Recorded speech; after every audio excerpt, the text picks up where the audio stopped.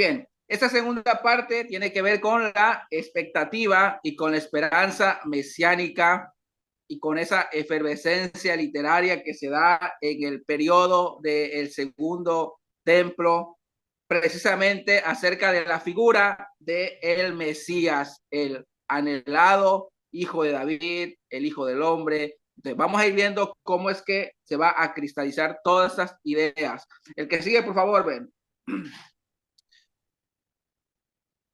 Vamos a empezar esta parte con Daniel.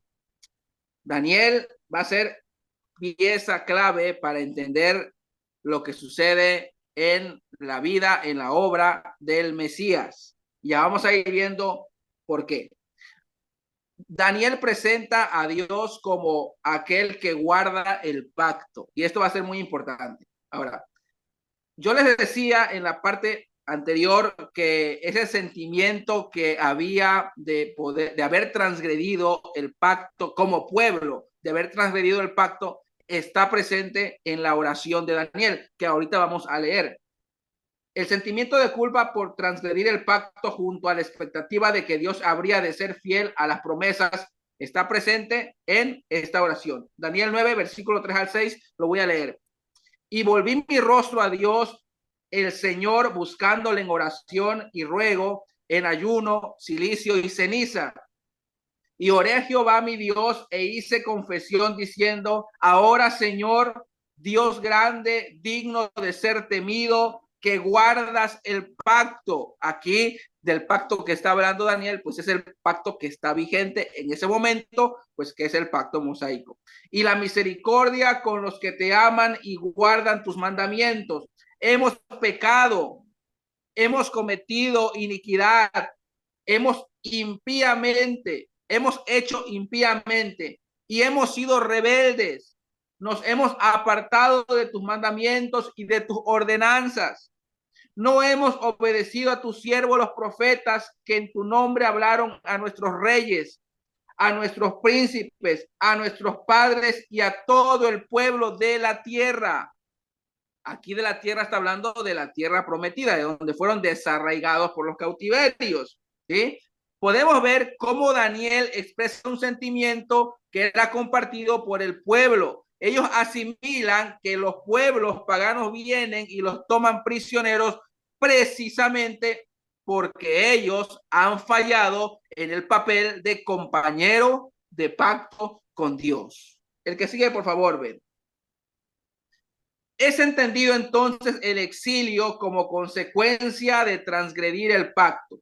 En esta oración que acabo de leer, Daniel toma un papel sacerdotal intercediendo por su pueblo, pero sobre todo recordándole a Dios que no se olvide de las promesas de su pacto.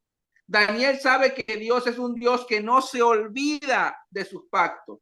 Yo me acordaré de mi pacto con Jacob, con Isaac y Abraham y haré memoria de ti. Esto dice Levítico, ¿sí? Ahora, Levítico está dentro del pacto mosaico, pero aún así entiende o se entiende que el pacto mosaico existe porque la plataforma del pacto mosaico es el pacto abrahámico. El pacto abrahámico no se da en el vacío, tiene como fundamento, tiene como base anterior el pacto con Abraham.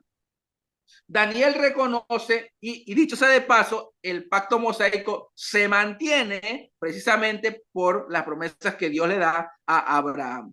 Daniel reconoce que su pueblo ha pecado e incluso se incluye entre ellos. Hemos pecado, hemos cometido, dice Daniel. El exilio para Daniel y para sus contemporáneos es entendido como la retribución justa por haber fallado a Dios como compañero corporativo de pacto. Es decir, a lo mejor Daniel no cometió pecado, pero como es un pacto corporativo, él se incluye en la oración y dice, hemos pecado, te hemos fallado, no oímos a tus profetas, etcétera y etcétera. El que sigue, por favor, ven. ¿Cuál es el problema medular en la oración de Daniel? El pacto. El problema medular es el pacto o la transgresión del pueblo del pacto. todo Israel traspasó tu ley, apartándose para no obedecer tu voz, por lo cual ha caído sobre nosotros la maldición. Esto lo dice Daniel. ¿Cuál maldición? Acuérdense que el pacto mosaico es un pacto condicional. Haz esto y vivirás, haz lo otro, es decir, la desobediencia traería maldición. Y Daniel está consciente de dos cosas, ¿verdad? Que lo que vino es consecuencia de haber transgredido al pacto y que al ser un pacto corporativo, él también se incluye en esta oración. El problema no es la ley ni el pacto, como ya lo mencionamos anteriormente, ni la naturaleza del pacto, sino la incapacidad de los hebreos de no mantenerse fieles a la instrucción divina y como consecuencia terminar apartándose de la voluntad de Dios. Para Daniel, el problema sigue siendo el mismo planteado por los profetas, el pecado en el corazón del hombre.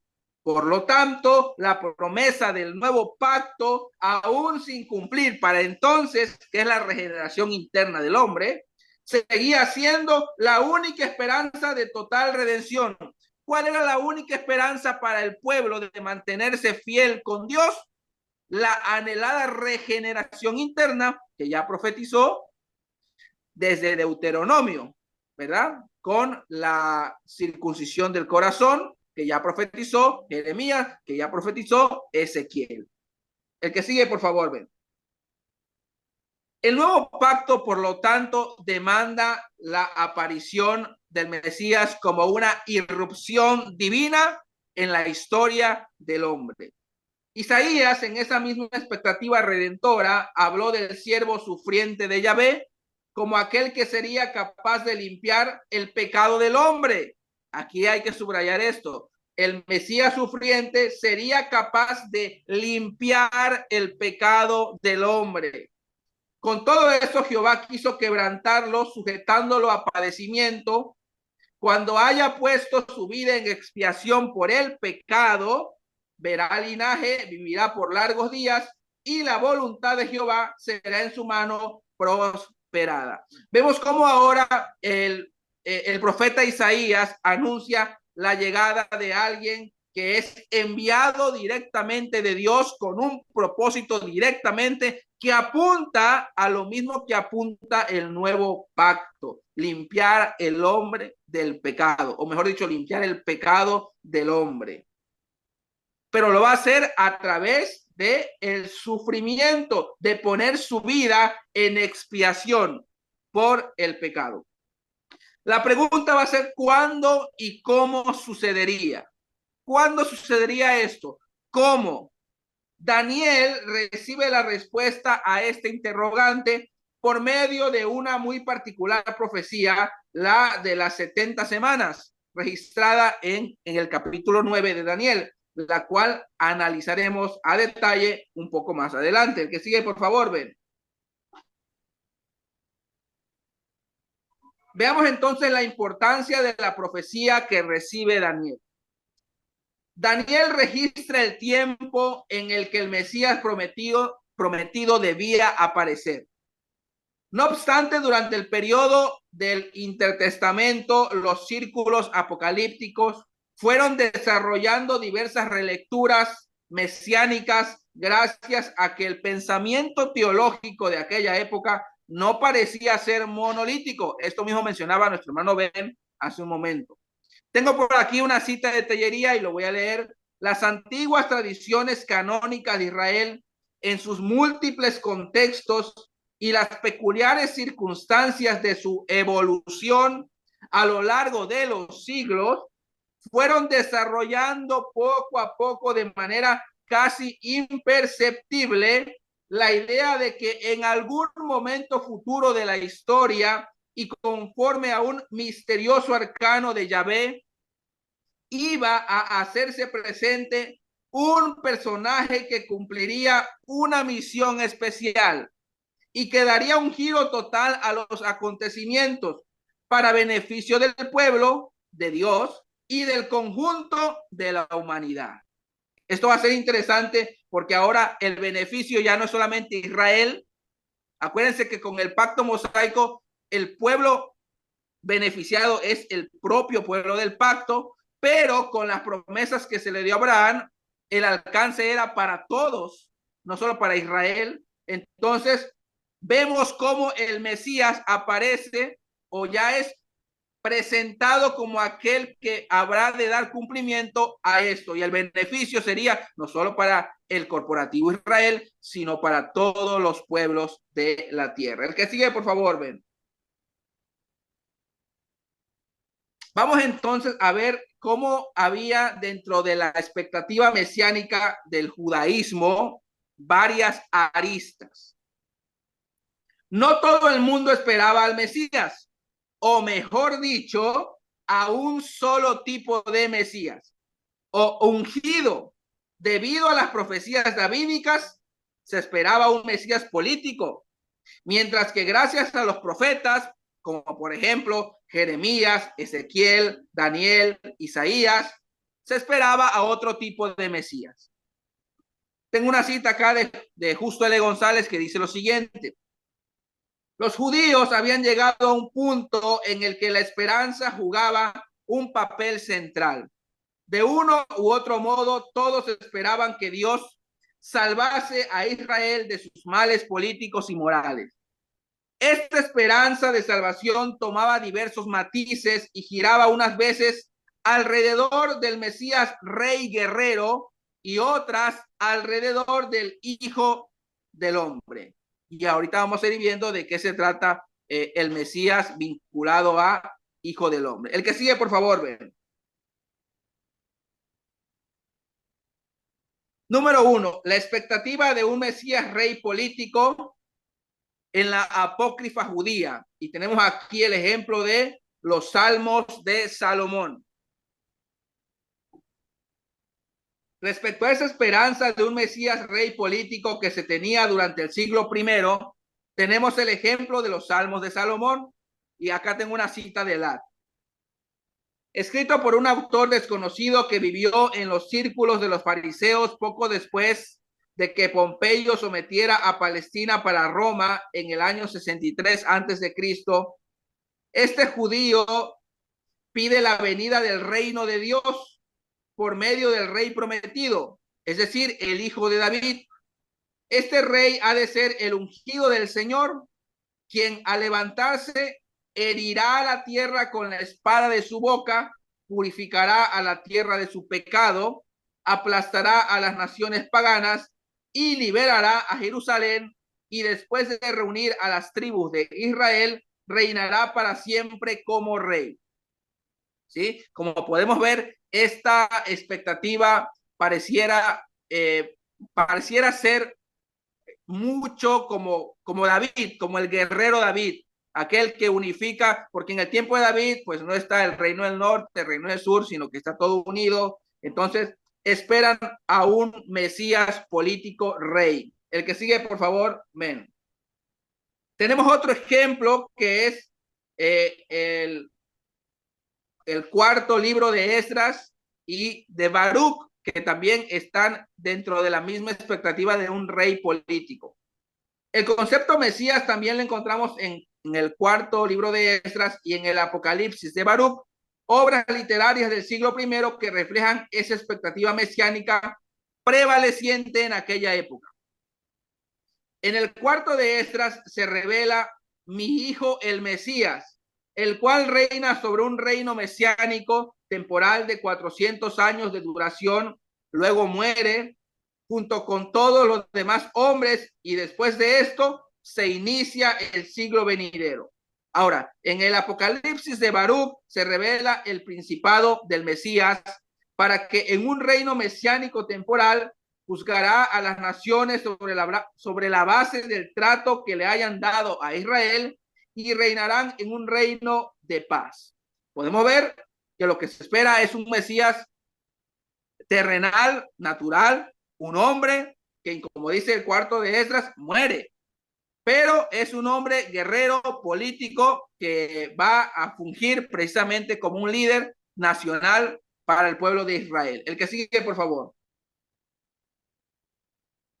Esa expectativa no era la única. hay otra arista dentro de este abanico. Número 2, la expectativa dualista del Mesías en la comunidad de Qumran. Mientras que unos esperaban un descendiente de la dinastía davídica que vendría con poder a libertad a los judíos del yugo extranjero, otros, como la comunidad de Qumran, esperaban a dos tipos de Mesías o dos ungidos: un sacerdote ungido de Aarón y un rey ungido de Israel. En cuanto a los ungidos de Aarón e Israel, voy a leer por acá una cita de Bruce, de F.F. Bruce, nos dice: el gran sacerdote sería el Mesías de Aarón y el gran capitán, es decir, el Mesías de Israel, con toda probabilidad idéntico al Mesías davídico. En esta conexión es interesante señalar que uno de los nombres con los que la comunidad de Qumran se describe a sí misma era el de Comunidad de Israel y Aarón, es decir, laicos y sacerdotes. Y probablemente esperaban que el Mesías de Israel y el Mesías de Aarón surgieran de sus propias filas. Ahora, aquí hay algo interesante dentro de la expectativa de la comunidad de Qumran. Ya no solamente se espera a un Mesías guerrero, sino se esperan dos tipos de Mesías: uno que es sacerdote y otro que es el guerrero o el de el linaje de David. Esto va a ser muy interesante. El que sigue, por favor, ver.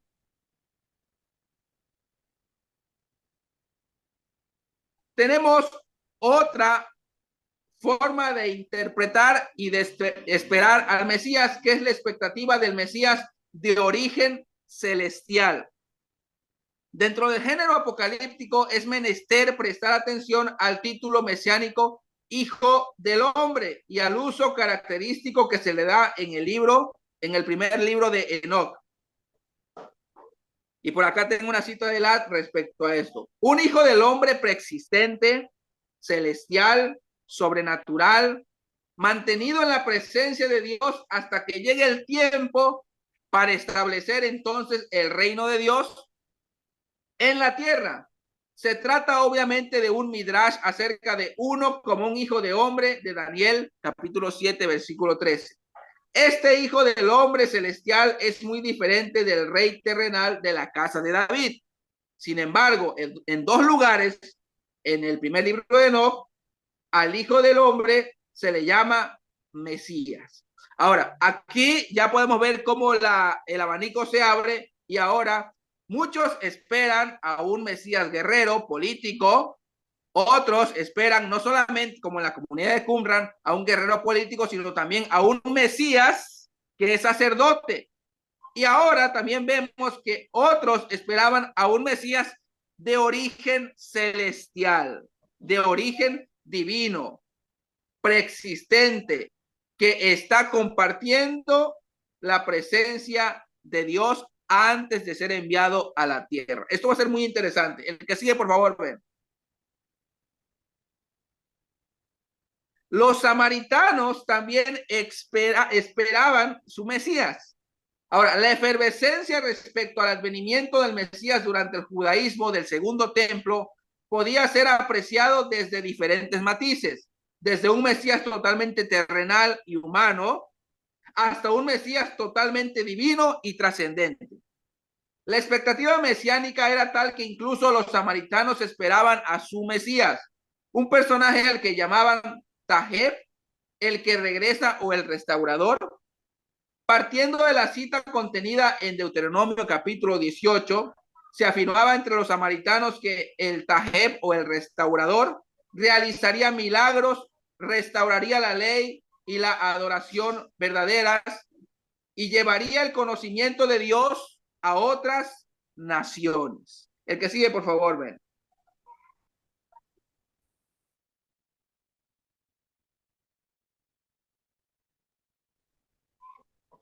Tenemos otra expectativa, la expectativa mesiánica de Daniel en contraste con la expectativa mesiánica de la apocalíptica judía. Y esta parte es muy importante. Esta parte es muy importante. Tengo aquí una cita de Sarabí y la voy a leer.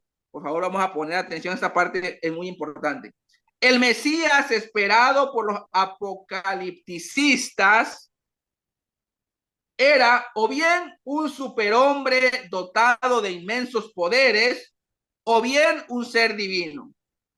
En cualquier caso, este Mesías vencería por la fuerza a las naciones y reinaría sobre ellas en virtud de su poder político. En profundo contraste, Daniel, estamos hablando del libro de Daniel en el Antiguo Testamento. Daniel recibe una profecía, la profecía de las 70 semanas, que anuncia el asesinato del Mesías. Los judíos aguardaban la gloriosa restauración de Jerusalén y de la ciudad santa para que fuera la capital del reino mesiánico sobre la tierra. En lugar de eso, el oráculo del ángel Gabriel predice con entero acierto la más completa destrucción de la ciudad y del templo. Esto va a ser muy importante porque para el siglo I muchos esperan el Mesías para que los liberte del yugo del pueblo opresor, para que puedan tener una libertad política y entonces puedan, contrariamente, el pueblo de Israel pueda sojuzgar a todas las naciones y entonces el Mesías es un político como superhombre que tiene muchos dones, muchos poderes, liderazgo, etcétera y etcétera, ¿no? Pero el Mesías que presenta el profeta Daniel es un Mesías que va a aparecer para ser asesinado. Y contrariamente le añadimos que aunque se profetiza que se va a restaurar la ciudad, va a ser pasado el tiempo de las 70 semanas, va a ser destruido nuevamente la ciudad y el templo. El que sigue, por favor, ven.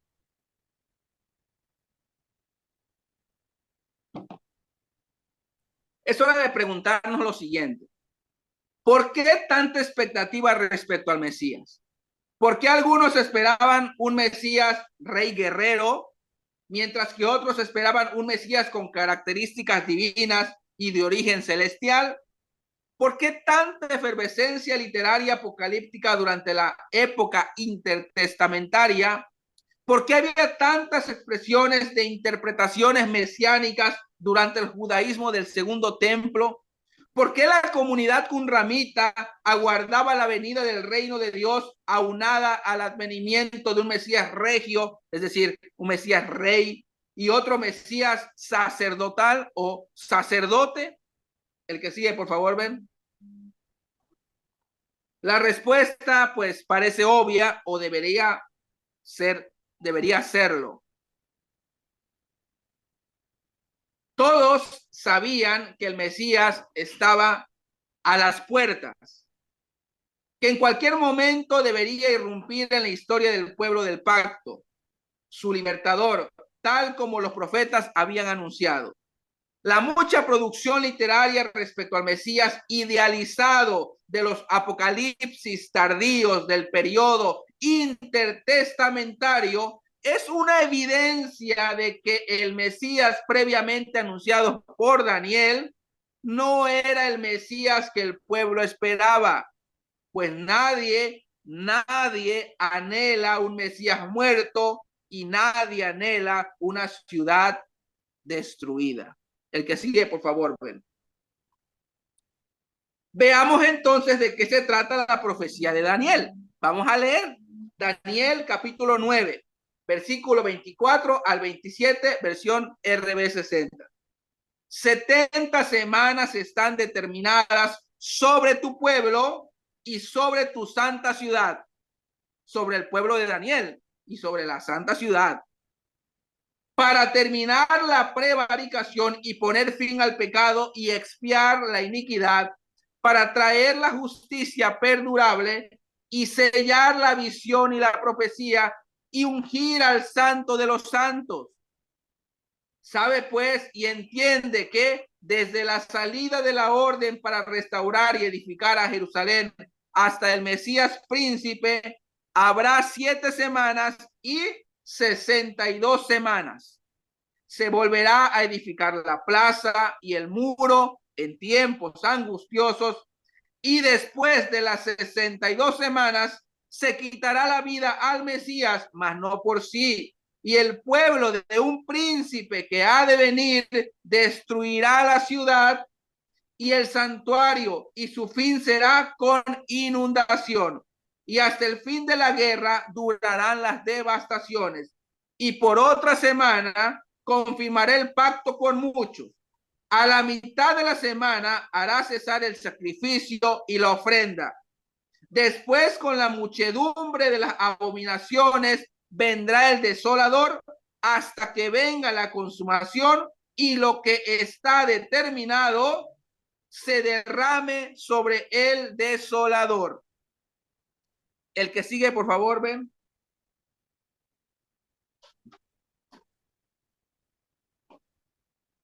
Muy bien, aquí tenemos una tabla donde vamos a poner en comparativa de tres versiones el pasaje que acabamos de leer. Leímos tres pasajes: Daniel capítulo 9, versículo 25, 26 y 27. Ahora, aquí tenemos la versión del lado izquierdo, la versión 1909 de la Reina Valera. En medio tenemos la versión moderna de 1929.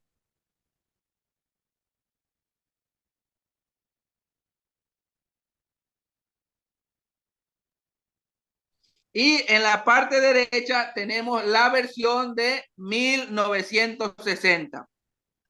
Muy bien. Entonces, leímos la versión de 1960, pero quiero que comparemos la versión 1909 y la versión 1929, particularmente en el último versículo. El último versículo.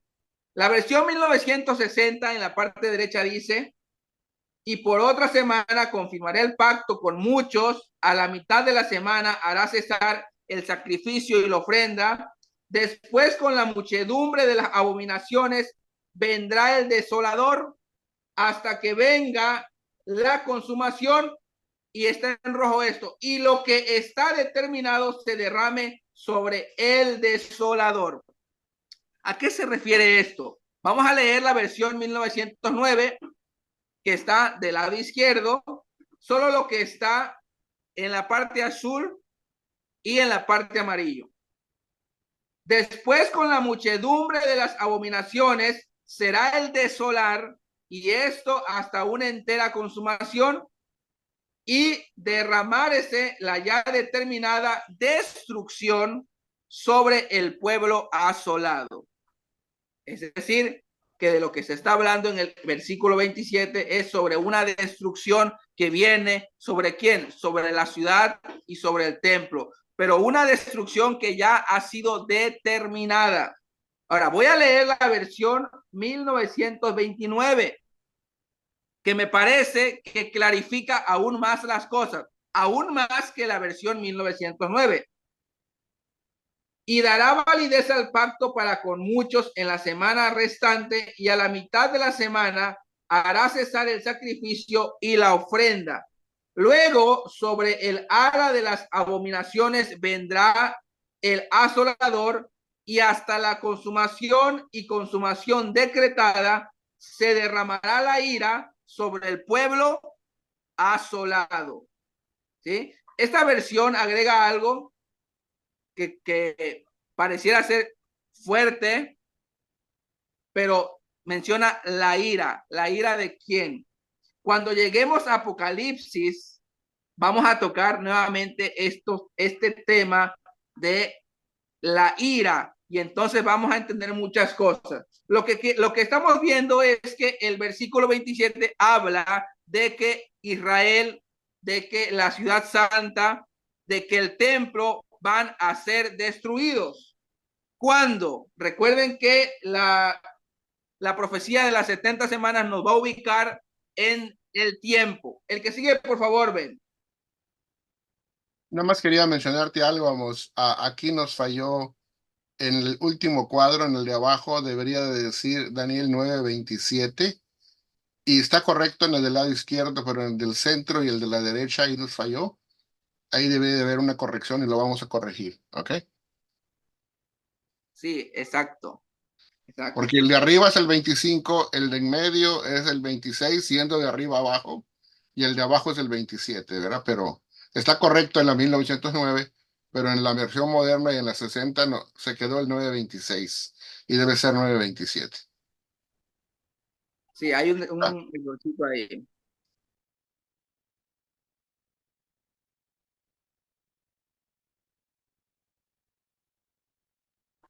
Muy bien, vamos a continuar entonces. Ahora, aquí tenemos este recuadro. Tenemos vamos a utilizar la versión 1909, la versión Reina Valera, pero quiero que analicemos esto porque aquí lo tengo con colores, color blanco y color azul. Ahora, lo que está en color blanco va a ser la referencia al Mesías y lo que está en color azul, la referencia a Jerusalén y al templo. Y siempre en estos versículos, en el 25, en el 26 y 27, siempre tiene este mismo orden poético. El versículo 26 empieza con una referencia al Mesías y termina con una referencia a Jerusalén y al templo, blanco y azul. Versículo 26 también empieza con una referencia al Mesías y termina con una referencia al templo y a la ciudad. Y el versículo 27 igual. Entonces tenemos en la columna izquierda el versículo y en la columna derecha la interpretación de lo que se habla, ¿sí? En el versículo 25 dice, sepa pues y entienda que desde la salida de la palabra para restaurar y edificar a Jerusalén hasta el Mesías príncipe, aquí se habla de quién, del Mesías. Entonces, en el lado derecho tenemos, se profetiza que desde el edicto para la reconstrucción de la ciudad hasta que aparezca el Mesías, deben pasar 69 semanas. Que en este caso van a ser días por año, es decir, 483 años. Después viene lo azul, se tornará a edificar la plaza y el muro en tiempos angustiosos. Es decir, se profetiza la reconstrucción de la ciudad después del regreso del cautiverio babilónico. Muy bien, en el versículo 26 empezamos igual con una referencia al Mesías. Y después de las 62 semanas se quitará la vida al Mesías y no por sí. Es decir, se profetiza que pasadas 62 semanas, día por año, el Mesías aparecerá y será asesinado en la semana 70. Vamos ahora con lo azul. Y el pueblo de un príncipe que ha de venir destruirá la ciudad y el santuario, es decir, destruirá el templo. Con inundación será el fin de ella y hasta el fin de la guerra será talada con asolamientos. Es decir, se profetiza que vendrá un pueblo que destruirá la ciudad y el templo, pasado la semana 70. Vamos al versículo 27. Y en otra semana confirmará el pacto a muchos y a la mitad de la semana hará cesar el sacrificio y la profecía. Se profetiza que en la semana 70 se confirmará el pacto con muchos exacto a la mitad de la semana 70. Y vamos con la última parte. Después con la muchedumbre de las abominaciones será el desolar y esto hasta una entera consumación y se derramará la ya determinada destrucción sobre el pueblo asolado. Es decir, se profetiza la consumación de la destrucción de la ciudad. En pocas palabras, la profecía de la semana 70 da a conocer dos cosas. Cuando aparezca el Mesías, ¿verdad? Cuando aparezca el Mesías, después de la semana 69, cuando aparezca el Mesías, a la mitad de la semana 70 va a ser asesinado por motivos de pacto, ya lo vamos a ver, y después vendrá la ya determinada destrucción sobre la ciudad y el templo. Y uno se pregunta por qué. La llegada del Mesías está muy vinculada a la destrucción del templo. Por eso Jesús profetiza la destrucción del templo como parte de su mensaje como Mesías. El que sigue, por favor, ven.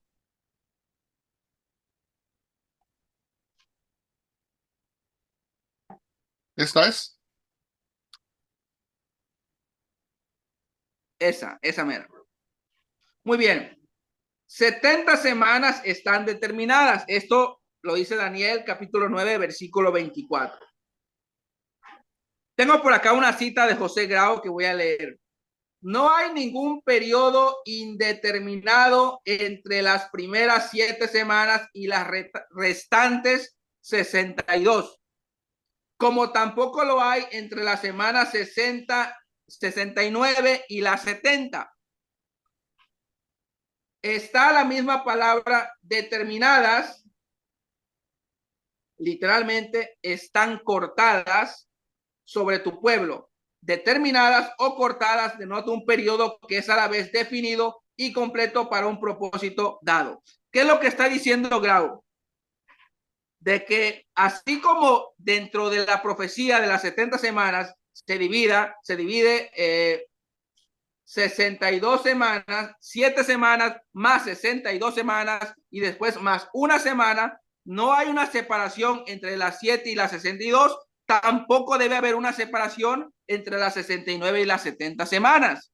¿Sí? Es decir, que llegada la semana 69 debe aparecer el Mesías y empieza a correr la semana 70.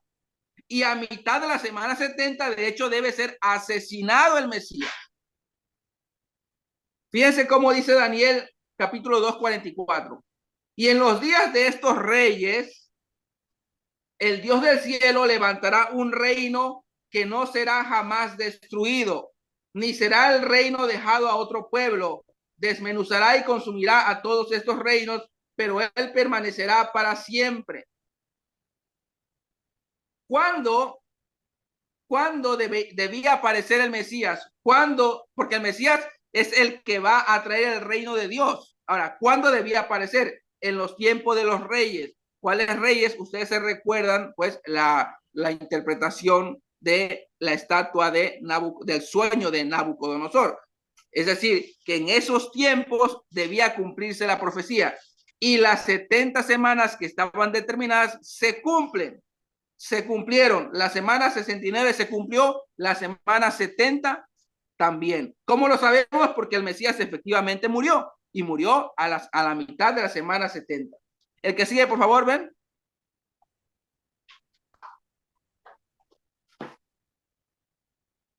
Aquí hay una palabra, una expresión o una frase clave que nos debe llevar a esto. El Mesías debía sellar la visión y sellar la profecía. O sea, ¿qué implica esto? ¿Qué quiere decir esto? La dispensación del viejo pacto estaba llegando a su fin.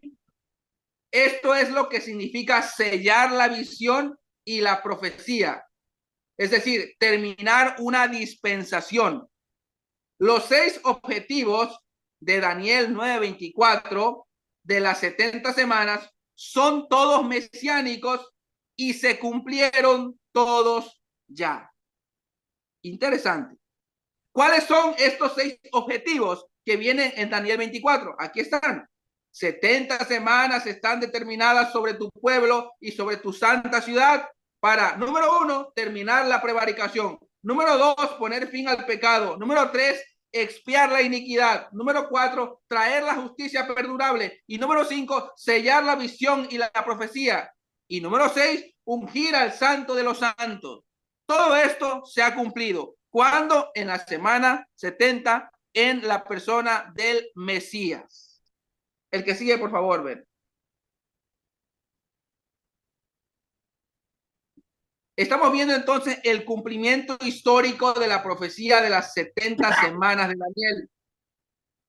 El punto de partida es el denominado Edicto de Esdras del año 457 a.C., el cual permitió la reconstrucción de la ciudad de Jerusalén y del templo sobre una base legal. Hay que contar 69 semanas a razón de día por año, lo que da un total de 483 años. Es decir, que si los contamos desde el 457 antes de Cristo, llegaremos puntualmente al año 26 después de Cristo. De acuerdo con la profecía de Daniel, el Mesías debía aparecer justo en el año 26 después de Cristo, al término de la semana 69. Daniel registra que a mitad de la semana 70 el Mesías sería cortado Es decir, sería asesinado y tendría un ministerio de apenas 3 años y medio desde su manifestación en público hasta el día de su muerte. Estamos hablando en el año 30 después de Cristo. El que sigue, por favor, ven.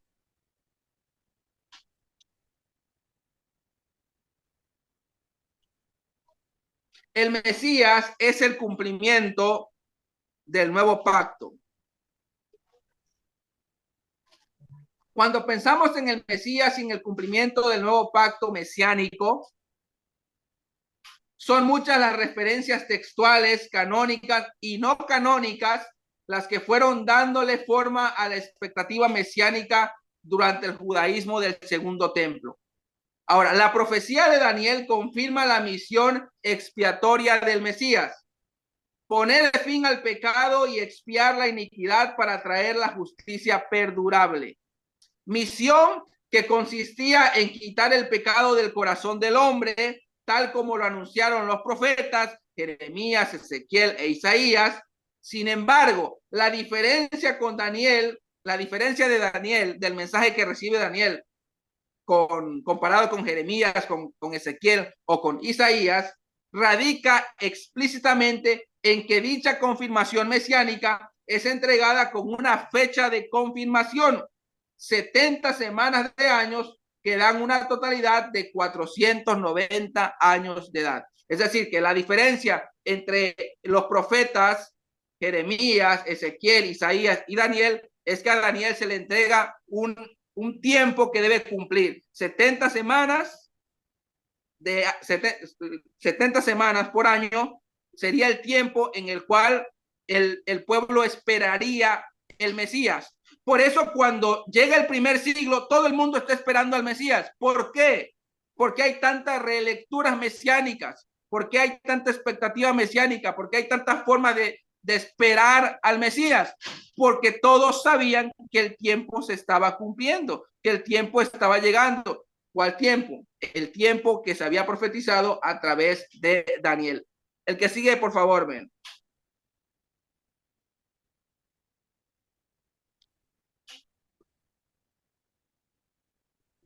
Aquí tenemos otra tabla, el conteo de los años de las 70 semanas de Daniel, y podemos ver que hay varias formas de asimilarlo, ¿sí? Tenemos cumplimiento, tipo de año, tenemos ahí empezando con Ciro o empezando con Esdras o con Nehemías, ¿sí? Entonces, nosotros vamos a tomar el cumplimiento de las 70 semanas desde Esdras. Y si nosotros vemos, hacemos el conteo desde Esdras, llegamos que las 70 semanas se cumplen literalmente en el año 33. ¿Sí? Y la semana 69 sería el año 26 después de Cristo, lo cual calza perfectamente porque Jesús aparece en su ministerio público, es presentado públicamente como el Mesías en el bautizo o en el bautismo en el Jordán por Juan el Bautista, ¿sí? Y calza perfectamente. Es decir, las 70 semanas se cumplen, la semana 69 se cumple en el año 26, cuando el Mesías efectivamente aparece públicamente. 3 años y medio después es muerto, es decir, en el año 30 es muerto. Y esto nos lleva entonces a decir que las 70 semanas se termina en el año 33 después de Cristo. El que sigue, por favor, ven.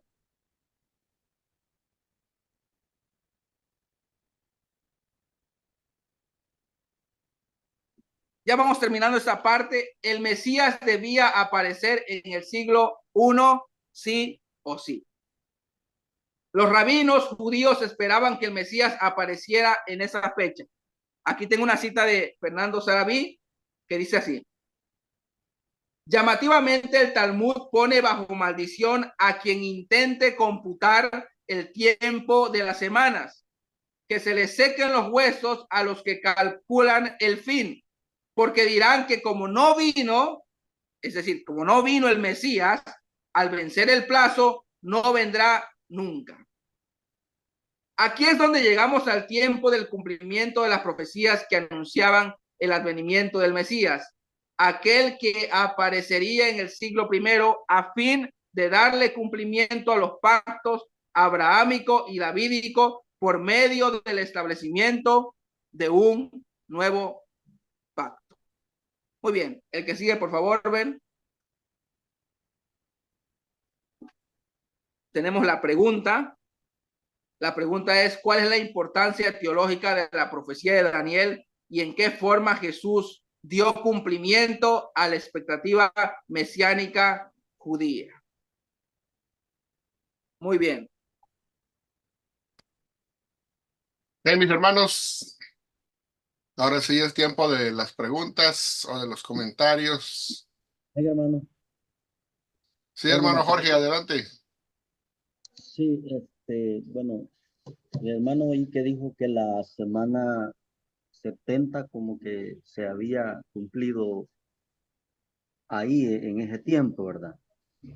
Eh, Sin embargo, habría que, la última semana 70, según como la profecía es atemporal, ¿verdad? Tiene varios cumplimientos.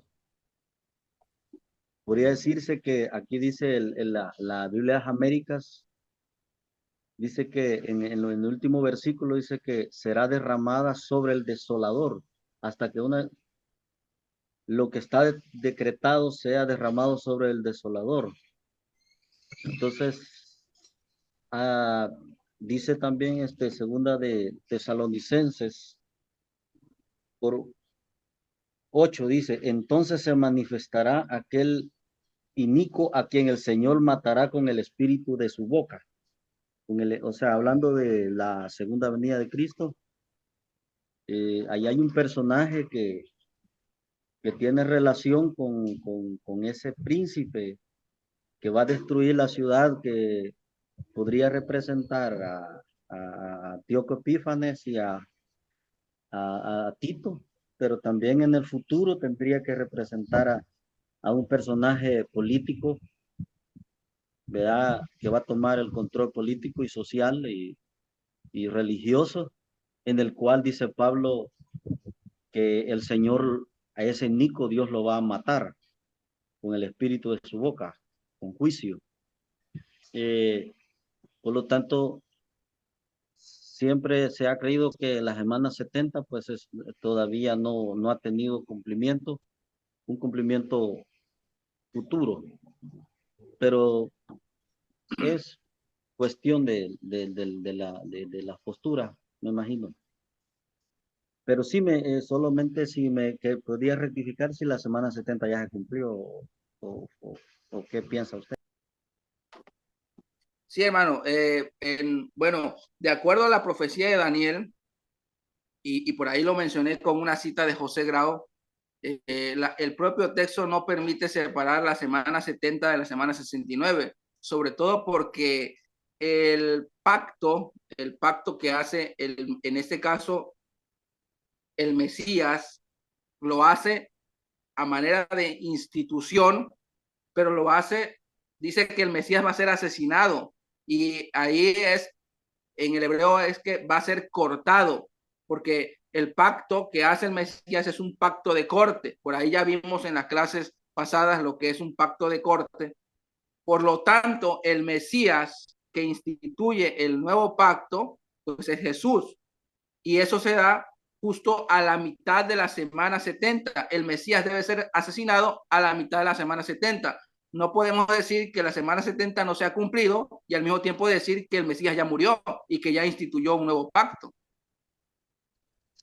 Pero entonces, el príncipe que ha de venir, ¿cómo lo interpreta usted? Porque el príncipe que ha de venir, porque habla del Mesías, ¿verdad? Que va a morir en ese momento, pero ahí dice otro príncipe que ha de venir, el que va a detener el sacrificio y va supuestamente a la mitad, Se está hablando de dos personajes ahí, un príncipe. Sí, sí, No es sí, el sí, sí, Mesías, o lo están uniendo quizás. No. sí, sí, le entiendo, hermano. Cuando, por ejemplo, en el Nuevo Testamento Jesús habla de la abominación desoladora, Lucas nos da el tip para entenderlo mejor. Abominación desoladora siempre va a ser el ser atacado son ataques bélicos, pues por un pueblo, por un imperio. Y en este caso se cumple efectivamente lo que Jesús dice, se cumple en el año 70 por Tito, por los romanos. Ujú. Este fue el príncipe que habría de venir. Llegó. Llegó. Ujú. Sí, Hermano Ben, no sé si gusta ahondar un poquito más respecto a esa pregunta. Sí, yo creo que es importante que analicemos bien la pregunta que hizo al final de la presentación a Moss, ¿verdad? ¿En qué forma es importante teológicamente la postura de Daniel y cómo Jesús cumple con eso, ¿verdad? Entonces, la importancia que tiene es que el versículo 27 al final de la profecía de las 70 semanas, en base a un examen exegético del texto, no hay cabida para decir que después de las 69 semanas se catapulta la número 70 hasta el final del tiempo que nosotros conocemos. Eso nada más cabe dentro de un sistema teológico, pero no dentro de una interpretación exegética. Ahora, si es verdad, el pasaje del 24 al 27 menciona dos príncipes.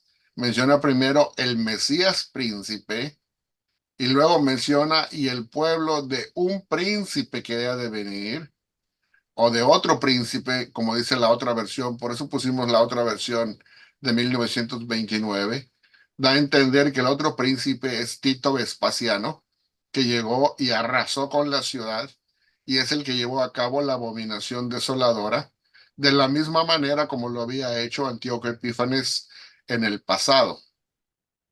Ahora, en mi manera de ver, el pasaje de Daniel juntamente con el pasaje de Lucas del Nuevo Testamento, hablan exactamente una a manera de profecía y la otra a manera de cumplimiento, como Jesús narra lo que iba a pasar. Si se acuerdan de lo que decía en el versículo 27, en la versión que leímos, la versión moderna, que decía hasta que se derrame la ira, ¿verdad? Si se acuerdan de eso, ¿no? Hasta que se complete el derramamiento de la ira. Para poder ubicarnos en el contexto histórico y no estar pensando que eso va a pasar en el futuro, en el tiempo futuro, en nuestro futuro, sino que era futuro de Daniel, pero no es futuro de nosotros. Quiero que ustedes busquen un solo pasaje para que se den cuenta de a qué se refiere esa ira que menciona o que mencionaba esa versión. Busquen Lucas 21, capítulo 21, versículo 23 y 24. Y ahí pueden encontrar el cumplimiento de una manera rápida. Nada más les invito a que busquen en su Biblia, cualquier versión que sea, Lucas 21, 20, 23 y 24. Y ahí tenemos el cumplimiento directo de lo que es de la última parte del pasaje del versículo 27. Ahora, hermano Jorge, yo creo que parte de la clave está en que usted lee el pasaje en la versión 60 y ahí traduce el desolador. Entonces usted dice, ah, bueno, eso da cabida a algo en el futuro. O aún si se refería al desolador como Tito Vespasiano, entonces dice que algo va a caer sobre el desolador. Pero eso es una cosa de diferencia de traducción. Porque las otras dos versiones que pusimos, la 1909 y la 1929, en lugar de que se refiera al desolador, lo traducen como al pueblo desolado. En lugar que se refiera al que lleva a cabo la desolación, se refiere a quien recibe la desolación, al pueblo desolado. ¿Ok? Yo lo estaba Entonces eso leyendo, cambia completamente la interpretación. En la Biblia de las Américas lo estaba leyendo, hermano Benjamín. No sé si. Sí, y yo sé que no es la única, la versión 60, hay otras versiones que lo traducen de esa manera, ¿verdad? Pero lo que estamos hablando y lo que el hermano Amós estaba diciendo es que exegéticamente hay un juego poético dentro de lo que es la profecía. La primera versión, la primera mitad de cada verso se refiere al Mesías y la segunda parte de cada versículo, de los 3 versículos, se refiere a la ciudad y el templo. Entonces, si usted sigue esa dinámica, se va a dar cuenta que esa última parte se está refiriendo también a la ciudad y el templo y no se refiere a un desolador, sino al pueblo desolado. Eso nos lo da la misma estructura del pasaje. De acuerdo, ¿Ok? hermano. Pero si leemos hermana Angélica, lo tiene por allá, vi que estaba buscando su Biblia. ¿Lo tiene allá, el 21, 23 y 24? Sí, dice, hay de las que están encintas y de las que críen en aquellos días, porque habrá gran calamidad sobre la tierra e ira para este pueblo, y caerán a filo de espada y serán llevados cautivos a todas las naciones, y Jerusalén será pisoteada por los gentiles hasta que se cumplan los tiempos de los gentiles. Ok, entonces, ¿a qué tiempo se estaba refiriendo esto históricamente? Al tiempo del Imperio Romano, Cuando cayó cuando Jerusalén, ¿verdad? Entonces no es una referencia a nuestro futuro, es solamente dentro de la interpretación dispensacionalista que se ha hecho esa, de hecho se le llama la teoría de la brecha entre la 69 y la 70 y se presenta esa brecha como un paréntesis. Ahora, nada más quiero mencionarle, hermano Jorge, que esa no ha sido la interpretación de la iglesia durante todo el tiempo. Esa es una interpretación muy popular, pero esa es a cierto punto contemporánea y novedosa porque a lo más tendrá unos 200 años de antigüedad. Pero todo lo que ha sido desde el principio de la iglesia hasta que llega la Reforma Protestante y pasando la Reforma Protestante, históricamente la iglesia no ha tenido esa interpretación. Ok, hermano, William, ¿tiene también levantado la mano?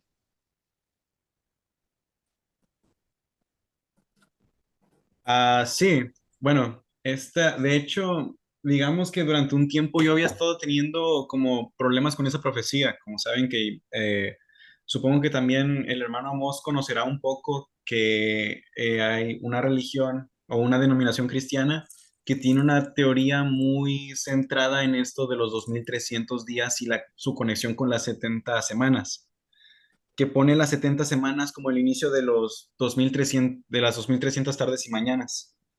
Y sí es como un poco, bueno, he visto algunas interpretaciones que sí son parte, otras que no son parte.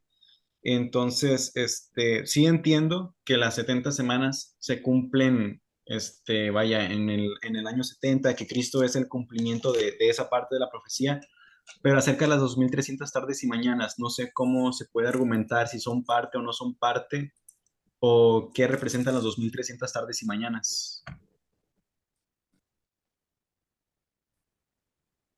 Hermano, ven ahí, por favor.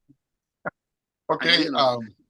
pero definitivamente, William, yo no incluiría a la profecía de las 70 semanas en nada de lo que tiene que ver con las 2300 tardes y mañanas. Eso se basa en un error de traducción y de interpretación. Se basa en que en la versión King James está traducida de esa manera, que es de la versión donde estaban leyendo las personas de esa denominación a la cual tú te refieres. Y entonces, cuando dijeron 2300 tardes y mañanas, entonces dijeron, bueno, eso equivale a un día, ¿verdad? Entonces, día por año aplicaron esa regla, por así decirlo, y entonces empezaron a contar desde donde ellos pensaron que era lo más correcto empezar a contar y contaron 2300 años. Entonces, definitivamente no se refiere a semanas de años, primero. Segundo, la profecía donde se mencionan las 2300 tardes y mañanas no tiene nada que ver con que empiecen a contarse o empiecen a correr a partir del mismo tiempo cuando empiezan las 70 semanas. o en algún otro tiempo relacionado con las 70 semanas, porque son dos profecías completamente diferentes. De hecho, cuando tú lees tardes y mañanas, que se refiere a los sacrificios, si entiendes literalmente ese pasaje, te vas a dar cuenta que se refiere a la mitad en cuanto al tiempo de días. Porque cuando dice 2300 tardes y mañanas, se refiere al sacrificio matutino y al sacrificio vespertino, dando realmente lugar a que cuando lo pones en cada día, es la mitad del tiempo, ¿verdad? En lugar de 1230 se corresponde a, a la mitad de ese tiempo, porque se corta por la mitad cuando haces dos sacrificios en un solo día. De manera, de lo que está hablando allá es de una profecía que tiene que ver con Antíoco Epífanes, de una manera literal, y está hablando del tiempo en que iba a ser asolado el santuario, sí, pero el santuario de Jerusalén en la época de Antíoco Epífanes, que corresponde literalmente a 3 años y medio, desde 1900, perdón, desde 1667 al 164 antes de Cristo. Ok, a ver, es que, bueno, vaya, voy a como poner cómo es la posición con la que me enseñaron para ver de qué forma se puede refutar o de qué manera se puede ver que esto es una mala interpretación. Primero, en el capítulo 8, Daniel tiene esta visión, ¿no? Y se mencionan las 2300 tardes y mañanas, y el capítulo termina diciendo que Daniel está muy, está espantado, ¿no? Que como que no entendió la visión y está como, se siente pesado, ¿no? El hecho de que no hubiera entendido la visión. Después viene la oración de Daniel en la que ahora entiendo mucho mejor después de la disertación del hermano Amos. Y después es por eso que se interpreta como que la profecía de las 70 semanas viene el ángel a explicarle la visión anterior de las 2300 tardes y mañanas. Y bueno, sí, más que nada, ya sí, esa sería la primera, como primero, a ver, que cómo se puede responder a eso. Y entonces, el segundo, entonces, si a mí me preguntaran a qué se refieren los 2300 tardes y mañanas, ¿cuál sería la respuesta que usted daría? ¿Hacia qué se refieren las 2300 tardes y mañanas? Se refiere al tiempo en que el sacrificio estuvo suspendido en el templo de Jerusalén, en el segundo templo de Jerusalén, el que fue reconstruido por Zorobabel juntamente con otras personas en el tiempo de Esdras y Nehemías, y que fue profanado en el tiempo de Antíoco Epífanes. Es una referencia a la profanación del templo en los días de Antíoco Epífanes. Y los 2300 tardes y mañanas es una referencia literal a los días que iba a durar eso. Ok, ok. Pero que acerca de lo de que como esta narración, ¿no? ¿Cómo se ve esto de la interpretación que primero tiene la visión de las 2300 tardes y mañanas, no lo entiende y después llega el ángel diciendo que le va a hacer entender, ¿no? Así, entonces el punto es que cuando él vio la abominación, digo, no vamos a leer toda la cosa esa en este momento, ¿verdad? Porque es una larga profecía. Pero el punto básico es que el capítulo 7 se refiere a una cosa en la profecía de las 70 semanas y el capítulo 8 se refiere a otra cosa muy diferente, ¿verdad? Entonces, la otra cosa con la que tenemos que tener también cuidado es que la frase la abominación desoladora en el libro de Daniel no se refiere a no es una cosa única como referencia a un solo y mismo evento todo el tiempo, porque la abominación desoladora del capítulo 7 que acabamos de leer es una referencia a lo que hace Tito Vespasiano con Jerusalén y otras veces que aparece la abominación desoladora como frase en otros capítulos, se refiere no a esa abominación desoladora, sino a un evento similar, pero en otra época, que es el tiempo de Antíoco Epífanes. ¿En qué está el punto de similitud? En que en ambos casos la ciudad de Jerusalén es la ciudad que es atacada, en que en ambos casos es el templo el que es profanado y que es destruido, y entonces, y en que en ambos casos el pueblo de Israel es el que sufre la devastación.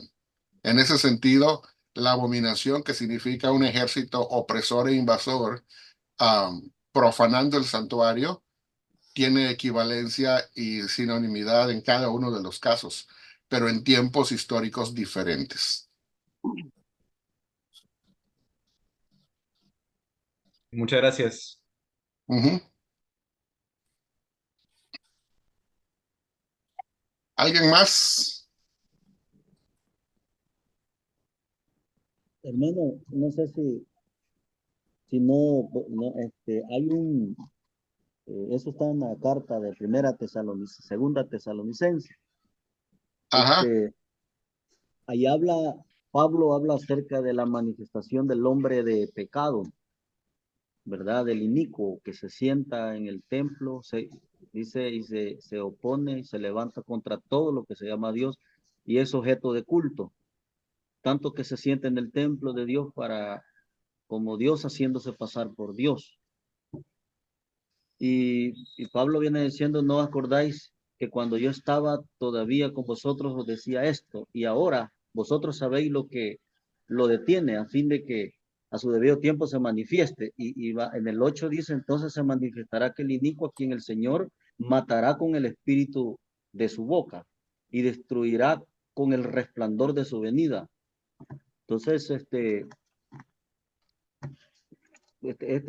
evento, ese pasaje estaría hablando de, de Antíoco Epifanes, o estará hablando de otro personaje del futuro entonces, porque allí claramente dice que con el resplandor de su venida va a matar a este personaje se va a oponer.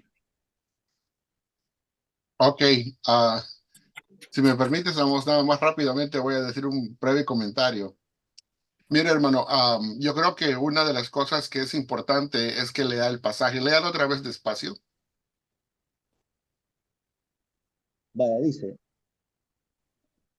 segunda Tesalonicenses 2:4, dice, nadie os engañe en ninguna manera, porque no vendrá sin que antes venga la apostasía y se manifieste el hombre de pecado, el hijo de perdición, Ok, el cual siga. se opone y se levanta contra todo lo que se llama Dios y sujeto de culto, tanto que se siente en el templo de Dios como Dios haciéndose pasar por Dios. ¿No Ok, os acordáis? Ujú. despacio. No os acordáis. Siga leyendo despacio. Que cuando yo estaba todavía con vosotros decía esto, Ok, y ahora no os vosotros acordáis que mientras yo estaba todavía con ustedes, o sea, está hablando de un tiempo en el primer siglo, cuando Pablo estaba vivo todavía y estaba visitando esa iglesia en Tesalónica. ujú, Ok, no os acordáis que mientras todavía yo estaba con vosotros, primer siglo en Tesalónica. Sigue leyendo. y ahora vosotros sabéis lo que lo detiene a fin de que a su Ok, debido tiempo hasta se allá. manifieste. Y ahora vosotros sabéis qué es lo que lo detiene. Eso implica dos cosas: que ellos ya sabían que había algo en ese primer siglo que ya estaba deteniendo a ese personaje y que ese personaje, para poder ser detenido, ya estaba en existencia. ¿Siete? ¿Ok? Porque ya está, dice el 7, Ajá, así dice, ¿no? Entonces mi pregunta es, si se refiere a algún personaje en nuestro tiempo o en nuestro futuro, imagínese desde el primer siglo. El que lo detiene lo ha estado deteniendo por 2000 años.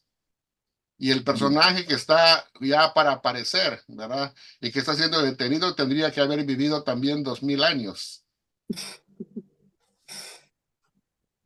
sí, ¿Sí me doy a pero entender? a Tito no lo mató Dios Sí, o no, pero yo no Jesús. estoy hablando, yo no estoy diciendo que ahí está hablando de Tito. En ningún momento he dicho que ese pasaje hable de Tito. Porque el 8 cambia las cosas, porque dice que, Sí, que o con la, sea, con la venida de Cristo va a matar a ese hombre. ok, Y eso no una sucedió. vez más, hermano, una vez más, vamos a razonar esto despacio. Para empezar, no sabemos si está refiriéndose a la segunda venida de Cristo o no, porque ahí no dice si se refiere a la segunda venida de Cristo, No, ¿ok? ve al 8. De hecho, no sabemos a cuál se refiere, ¿verdad? Todavía. Entonces, la referencia histórica a la que yo le estoy pidiendo que note es esa, porque aun cuando estaba con vosotros, dice Pablo, yo les dije que había algo que estaba deteniendo o alguien que estaba deteniendo a tal personaje. Ok, si eso es así, entonces Eso significa que en el primer siglo, cuando Pablo estaba vivo, se lo estaba notificando a la iglesia de Tesalónica, que también estaba viva, la congregación, y que él le dijo que el que estaba deteniendo a aquel personaje ya estaba vivo también en ese tiempo, y el personaje mismo, para poder ser detenido, también tenía que estar vivo. Esas son conclusiones básicas que tenemos que notar cuando leemos el texto, porque si no, no estamos leyendo lo que dice, no estamos entendiendo el sentido de lo que está hablando Pablo. Entonces, si eso es así desde ese tiempo, mi pregunta es, ¿qué es más factible? ¿A qué se está refiriendo el pasaje?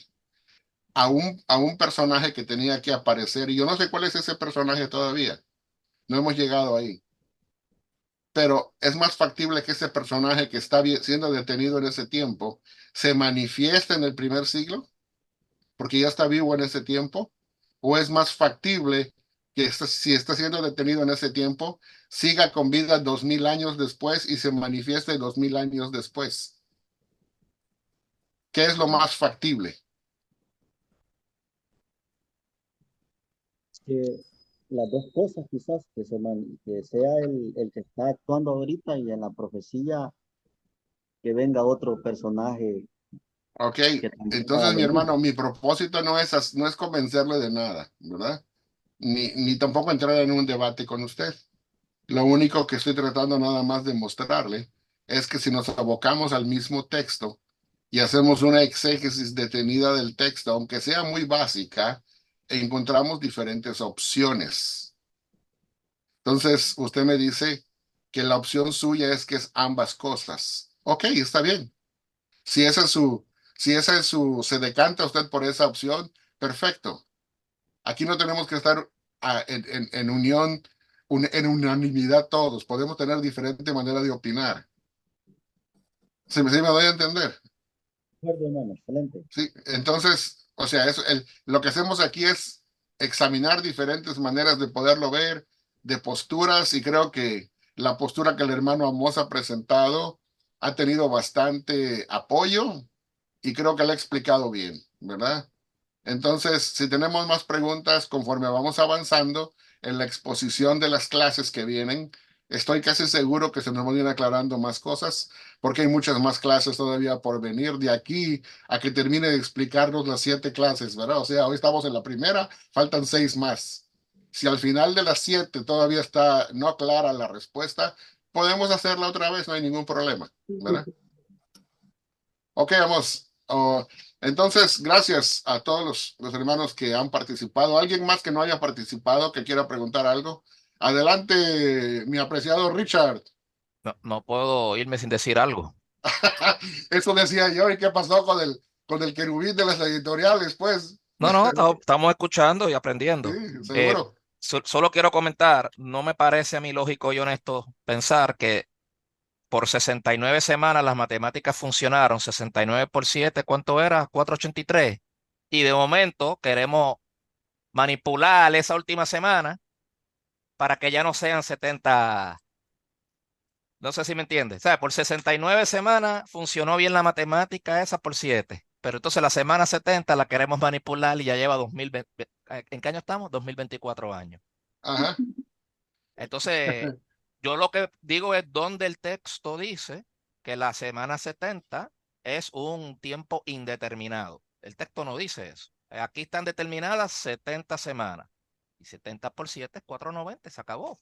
A ver, donde el Ujú. texto dice que la semana 70 tuvo una pausa. Eso, pues, hay que preguntarle a William Darby allá hace 150 años atrás. Bueno, muchas Así gracias. es. Bien, Gracias, Richard. bien. ¿Algún otro comentario? Eh, Sí, hermana quería, Angélica. sí, no, quería comentar que cuando hace un año, casi 2 años atrás, eh, entendí este pasaje de Daniel, casi pensé que no iba a dormir esa noche porque es como cuando yo esos jueguitos de los chicos que si uno saca un palito cae todo el castillo, ¿no? Toda la torre. Bueno, creo que ese pasaje es así.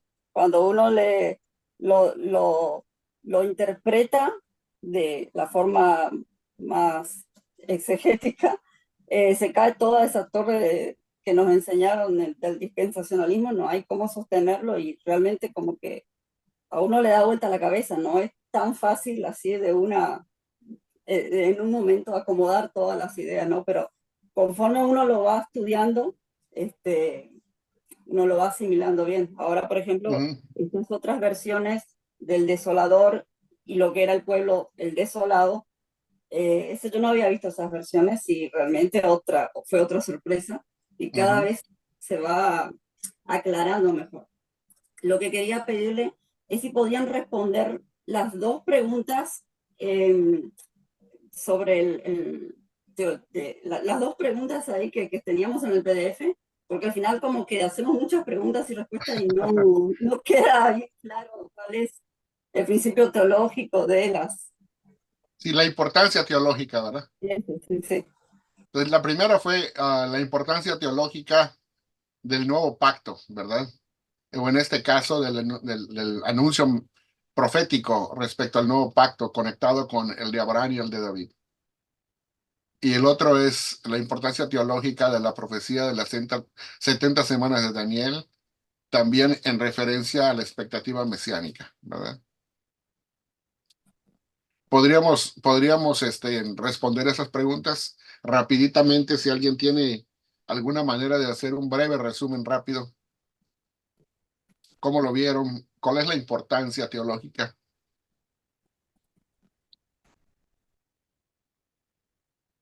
¿Nadie?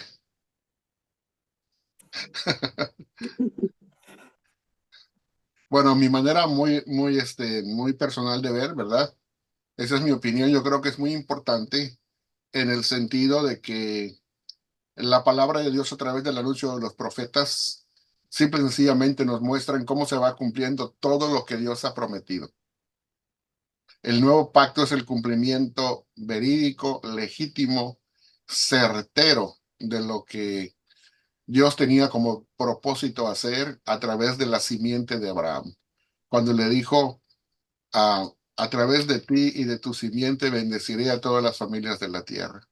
Estamos viendo cómo se está desenvolviendo esto y cómo es que la simiente finalmente llega y aparece mediante una profecía bien marcada en cuanto a tiempo y cómo es que eso trae a cumplimiento, pues básicamente todas las promesas de Dios. Y en cierta manera es como decía el apóstol Pablo, porque todas las promesas de Dios son sí en Cristo. O sea, si Dios prometió algo a través del Mesías, Él lo ha cumplido, ¿verdad? Entonces, y esos 6 propósitos que vimos en la profecía, a través del Mesías Él cumplió eso, ¿verdad? Entonces ahí vemos cómo la esperanza mesiánica, es interesantísimo esto porque Jesús, cuando aparece en la escena de los evangelios, en ninguna parte dice, y Él nos da la pauta para entender cómo debía de entenderse y cómo entendía Él su rol mesiánico. Porque ya habíamos visto, eso es para responder la segunda pregunta, ya habíamos visto cómo había la expectativa de David en cuanto al hijo de David, que era un Mesías político militar. A eso él le dijo no, en ninguna parte se comportó así, ni pensó de esa manera. Tampoco se presentó como lo esperaban los cumranitas, de que iba a ser, o que iban a haber 2 Mesías, o que él era uno de esos 2, ¿verdad? Así de manera separada, uno el hijo de David y otro el sacerdote, ¿verdad? El gran sacerdote. Pero cuando aparece la otra manera en que el primer libro de Enoch lo presenta al Mesías como el hijo del hombre, entonces vemos que esa figura, él se apropia de ese título mesiánico a la manera en que está presentado en Daniel y a la manera en que está presentado en Enoch, en el primer libro de Enoch. Y él dice, yo soy el hijo del hombre. Entonces, no el hijo del hombre nada más para decir yo soy un ser humano, sino que era un título mesiánico, que era un hijo de hombre celestial, trascendente, divino, ¿verdad? Entonces, y cuando él se presenta dice, ¿y quién dicen ustedes que es el hijo del hombre? ¿Cómo me entienden a mí en mi identidad? ¿Y cuál fue la respuesta de Pedro?